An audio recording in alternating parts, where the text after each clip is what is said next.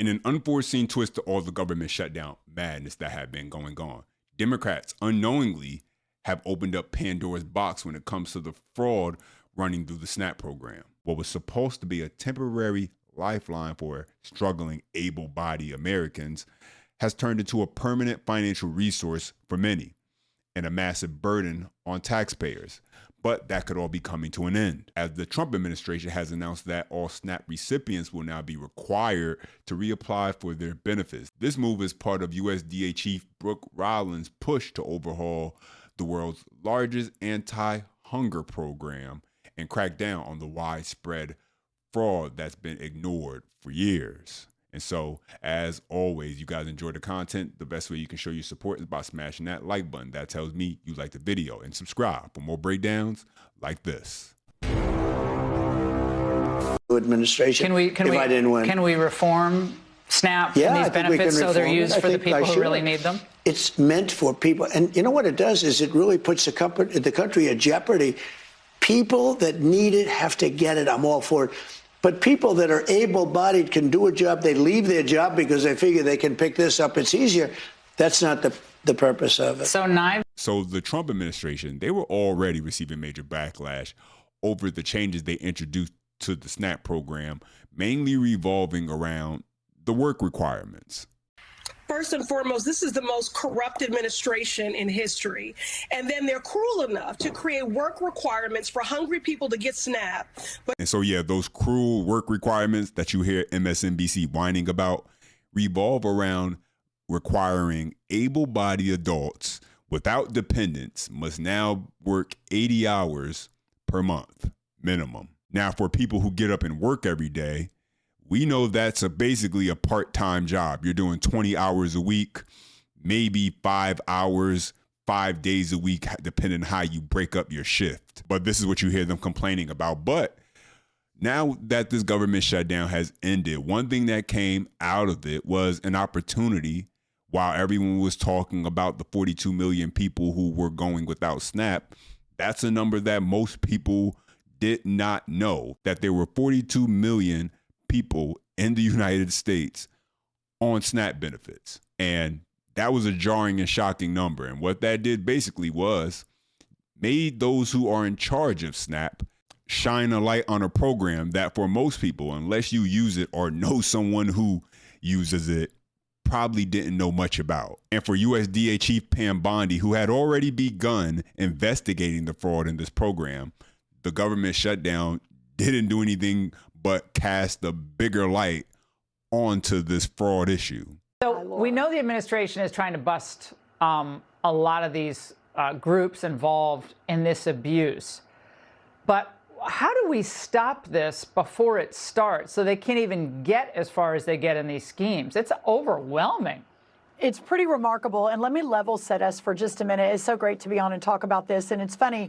I think, well, funny is probably not the right word, but I do think what the Democrats did not include in their calculation in their insane government shutdown was the fact that this spotlight was going to be shined upon one of their favorite government welfare programs that under Joe Biden increased 40%.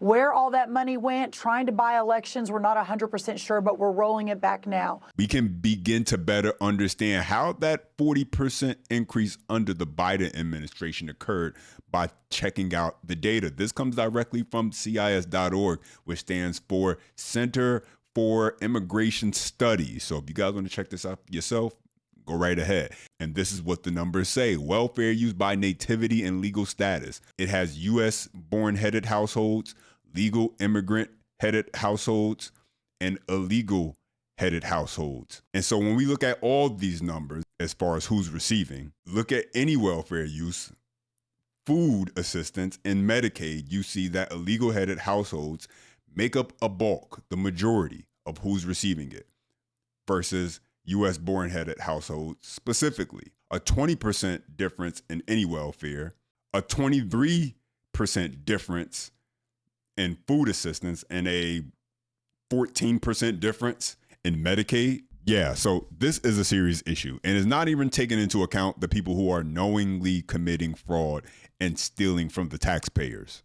U.S. Immigration and Customs Enforcement now looking into those accused of stealing hundreds of thousands of dollars worth of welfare benefits out of Franklin County.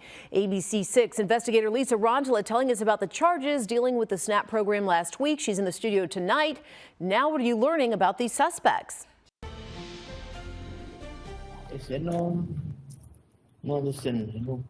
Sorry? On the screen in Franklin County Common Pleas Court, Ayanat Bizga, one of the 3 accused of stealing hundreds of thousands of dollars out of Ohio's Supplemental Nutrition Assistance Program, or SNAP. You understand? Yes, I understand. I mean, no. Tell them. Due to a language barrier, a judge continued his case and the case of Dowena Maria Baselan that involves 5 counts, stating they engaged in a criminal enterprise starting last summer to steal more than $150,000 worth of welfare benefits. It's at that same time taking a gentleman unconscious. Bizga crashed his minivan into a Columbus fire hydrant and was rushed to OSU East. Officers couldn't find an ID for Bizga, and he was cited for not having a driver's license. Looks like a temp tag out of Texas. That don't look legit. Officers couldn't match the temp tag from Texas in any database.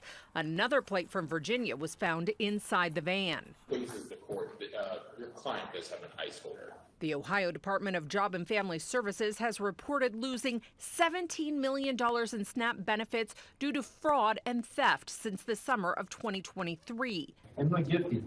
That's it. Bizga is maintaining his innocence, but not on court record until he's provided a Romanian interpreter. Prosecutors have yet to reveal how the 3 acquired the benefits in court next week. A Columbus shop owner also accused of misappropriating SNAP funds and services. We'll have more details on that case once he faces a judge. Have you ever had a moment that changed your life? One accident, one employer who doesn't care, one hospital bill you couldn't pay. That's how quick life can change. And when it does, you realize something fast. The big companies, the insurance giants, they don't care about you. They've got teams of lawyers whose only job is to protect their bottom line. But who's protecting you?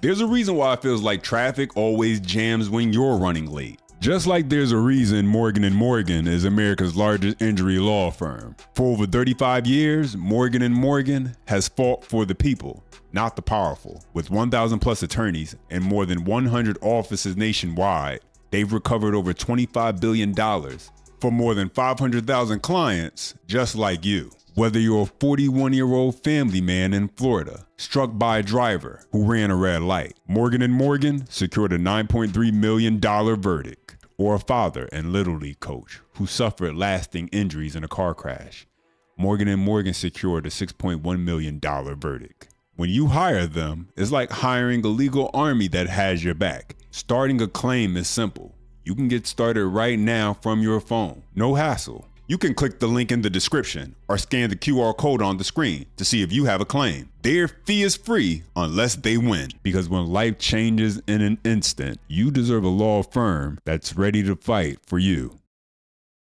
This is what this administration is up against. And so every state needs to comply and send the data. That way the USDA can uncover any fraud, any abuse in the system. On day 1, back in February, for me, we sent a letter to every governor saying, send us your SNAP data. All of this money that the federal government, the taxpayers are paying for food stamps, we don't even know where it goes, what happens, what they're doing with it. And we said no more. So 29 states complied and 20 plus others did not. And we're suing. We're in a litigation right now. But of the 29 that complied, what we have found is staggering. 500,000 people getting benefits 2 times under the same name. 5,000 dead people. 80% of the able-bodied Americans, meaning they can work, they don't have small children at home, they're not taking care of an elderly parent, they can work and they choose not to work, of course, because they're getting significant benefits from the taxpayer. So this light, Laura, that has now been shined on what is perhaps one of the most corrupt, dysfunctional programs in American history that we are working now. Very big announcements coming next week on this. We are cracking down. We now have a plan to fix it, and we're really, really excited about doing that for the American people. So this has been going on for many years. There's always going to be people who look to get over on the system, whether you're at the top and you're looking for loopholes on how to remain at the top and get more, or you're at the bottom and you're just looking for a way to survive and get what you can. That's always going to happen. The problem that I will always have is those who turn and choose and look the other way as if this isn't going on. This is a country governed by law and order. And when you don't enforce those laws, people will look for loopholes and look for ways to exploit what they can to get what they want. And this clip from CNN's Ashley Allison, a liberal commentator, unintentionally, she makes the point that yes, there needs to be investigation and digging into who is receiving these benefits. Take a listen. This is having massive impact. I went and got my eyebrows done the other day, and my eyebrow technician was like, they're going to fire 2 technicians from here because all of our clients don't have money to come.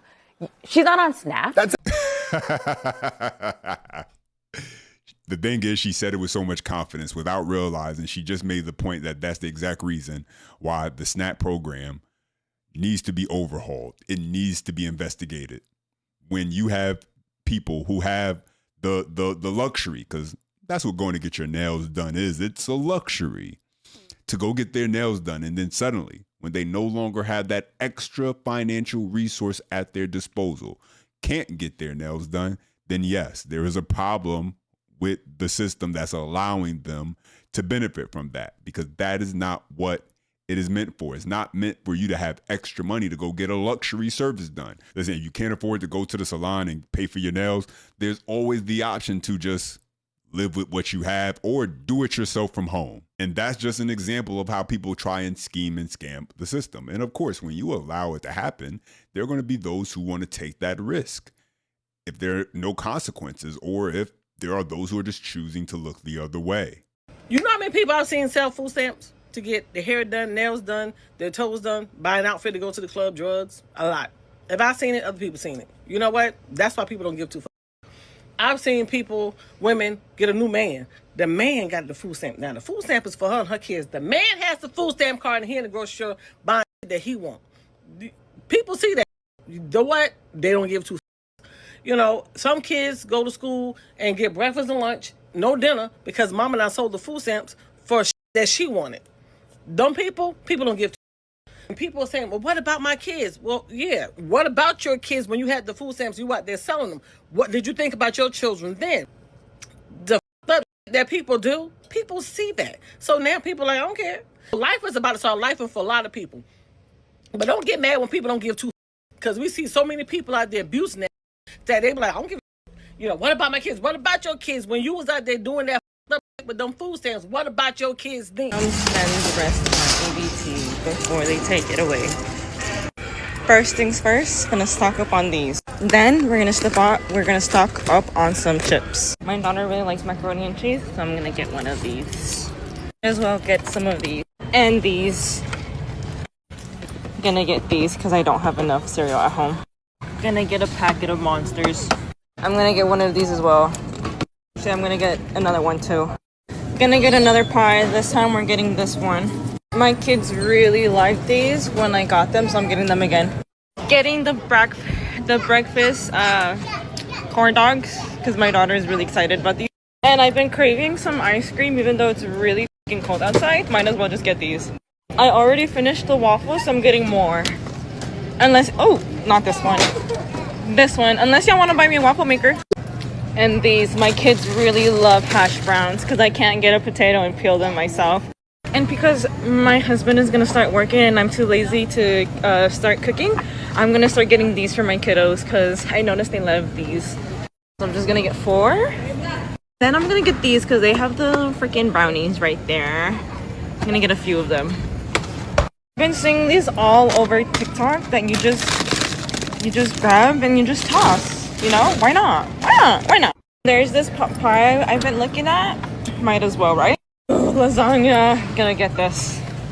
Amazing. Been wanting some of these. Gonna get the little virgin. I don't know if I want to get these or if I want to get these. I'm gonna go with Minecraft. Might as well stock up on some candy canes as well. Ooh, I'm gonna get this. Might as well, guys. Might as well. I'm not paying for it. You guys are. My total was $5.16. Thank you, taxpayers, for paying for my food. And so this is a serious issue because these are fully grown adults making their own life decisions, and they can't do the bare minimum when it comes to taking care of themselves. Being able to feed themselves and the people they bring into this world, that's the bare minimum you should be able to do if you're going to make those decisions as an adult. But those are my thoughts. Drop your comments down below. As always, the best way you can show your support and that you enjoy the content is by smashing that like button. That tells me you enjoyed the video. And subscribe for more breakdowns like this. And as always, until next time.